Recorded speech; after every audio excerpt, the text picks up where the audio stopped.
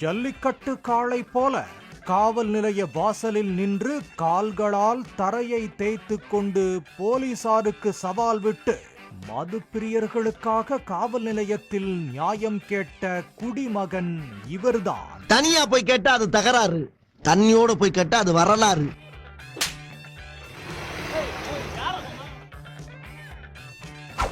விசாரணைக்கு அழைத்து சென்ற போலீசார் ஆபாசமாக பேசியதால் ஆத்திரமடைந்து உதவி ஆய்வாளரை தாக்கிய ரோஷக்கார குடிமகன் இவர்.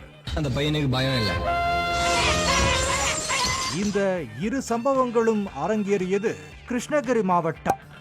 முதல் சம்பவம், போச்சம்பள்ளி காவல் நிலைய வாசலில் நின்று போலீசாருக்கு எதிராக சத்தம் போட்டபடியே முறைவாசல் செய்த அந்த குடிமகன் தனது வேட்டியை அவிழ்த்து சாலையில் விரித்ததோடு செருப்பை தலையில் வைத்து போக்குவரத்துக்கு இடையூறாக படுத்துக் கொண்டார்.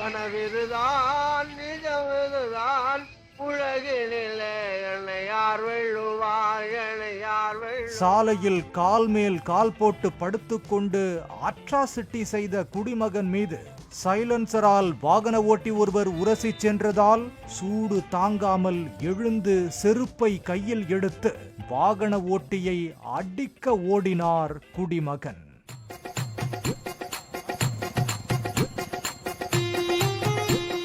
சாலையில் நின்று ஆபாசமாக பேசிக் கொண்டிருந்த அந்த அரை ட்ரவுசர் குடிகாரரை உளவு பிரிவு போலீஸ் ஏட்டு வந்து சமாதானப்படுத்தி எழுப்பிச் செல்ல உள்ளிருந்து வந்த போலீஸ்காரர் குடிகாரனை உள்ள கூட்டிட்டு வராதே என்று வெளியே தள்ளினார். நேரம் செல்ல செல்ல உக்கிரமான குடிமகன் தனக்கு சாதி மதம் கட்சி ஏதும் இல்லை என தான் கட்டியிருந்த பாமக கரை போட்ட வேட்டியை கழற்றி வீசினார். சீமான இல்ல, பிஜேபி இல்ல, நான் இந்த பாமக வேஷ்டி இல்ல, தேவனை கட்டி போடுறேன். இந்த பாமக கட்சி பார்க்காதீங்க, இந்த பாமக கூட இல்ல. ஆனா பொது சேவை, பொது மனிதனாகிறேன், பொது மனிதனாகிறேன். குடிச்சிட்டு வண்டி ஓட்டியதா என்ன பிடிச்சு 15 நாள் ஜெயில போட்டீங்களே, மறக்க மாட்டேன், என்ன பாத்ரூமா கழுவ சொல்றீங்க என்று எமோஷனல் ஆனார். ஓட்டுங்களை ரிமாண்ட் பண்ணீங்கல்ல 15 நாள், திரும்ப உங்களுக்கு என்ன ஆப்போசிஷனுக்கு பாத்ரூம் கழுவ சொல்றீங்களா? கழுவ மாட்டாங்க.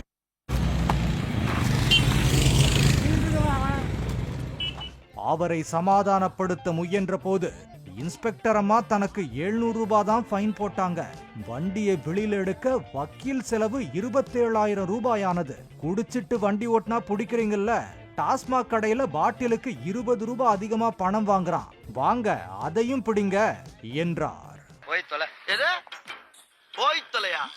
இப்போ ஒயின் ஷாப்ல வந்து ஏன் அப்படி வாங்குறான்? தர்ணாதான் நான் வந்து கேக்க போறேன். இது எத்தனை வருஷமா நான் கேக்குறேன்? 6 மாசமா கேக்குறேன். இப்போ வந்து எம்எல்ஏ கேஸ் போடுறாங்களே, எம்எல்ஏ கேஸ் போட்டு இன்ஸ்பெக்டர் வாங்கிட்டேன். அது தங்களால் முடியாது என்று சொன்ன ஏட்டையாவிடம், ஏன்னா அவன் வாங்குற கூடுதல் பணத்துல உங்களுக்கும் கொடுக்கறதா அவன் சொன்னது உண்மைதான் போல என்று வம்பு இழுத்தார். வந்து அங்க 5 ரூபா வாங்கினா யார் ஆக்ஷன் எடுக்கல? நீ ஜட்ஜி முன்னாடி சொல்ற இது வந்து பாட்டில் வந்து 140 ரூபா 160 ரூபாய் எவன் லஞ்சமா எவன் லஞ்சம் உங்களுக்கு கியூ கிரான்ஸ் சொல்றீங்க, அப்ப டேஷன் சண்டை போட மாட்டேங்குது. நீங்க என்ன இருக்கு? காவல் நிலைய வாசலில் வைத்தே பாட்டிலில் தண்ணீரை மிக்ஸ் செய்து மதுவை குடித்து நீண்ட நேரமாக அட்ராசிட்டி செய்த குடிமகனை போலீசார் அங்கிருந்து அனுப்பி வைக்கவே முயன்றனர்.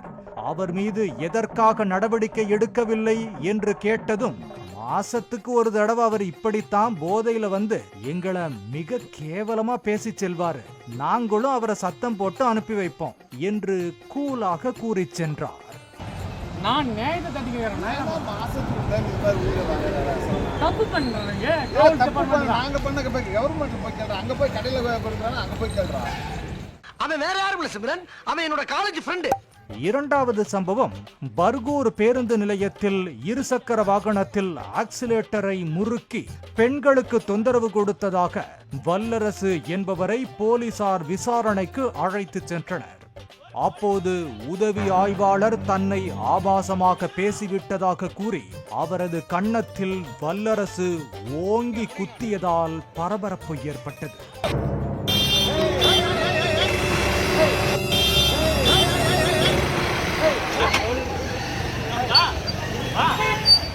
கட்டுப்படாமல் எட்டி குதித்த அந்த குடிகார வெட்டுப்புலியை சமாதானப்படுத்தி காவல் நிலையம் அழைத்துச் சென்ற போலீசார் அங்கு வைத்து சிறப்பாக கவனித்தனர்.